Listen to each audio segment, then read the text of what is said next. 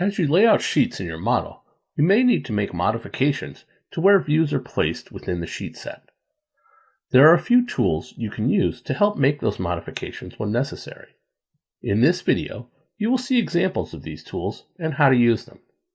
First, let's examine a situation where you have completed placing your views, but you realize you want to change the position of one view for another one.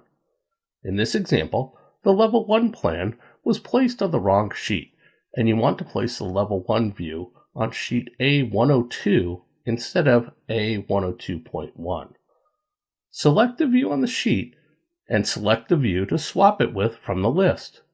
In this case, select the Level 2 view already placed on sheet A102. A message displays because the other view is already placed. Click OK to swap the view. Level 2 is removed and Level 1 is placed instead. Level 2 can now be placed on sheet A102.1. If you have adjusted your view titles, when swapping views, you may want to keep the view titles in position. To do this, in the type properties of the view, select Preserve Title Position. Now when a view is swapped for another view of the same type, the modifications and positioning of the view title are maintained after the swap. Another tool for adjusting the layout of sheets is Move View Align to Sheet. In this example, the details included on sheet A103 are not fitting well, but sheet A104 can accommodate them. Select the views, right-click, and select Move View Align to Sheet.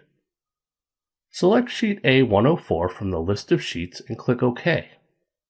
All selected views are moved from sheet A103 and placed on sheet A104 in the same position. If views are on multiple sheets, select them from the project browser instead of selecting them from a sheet.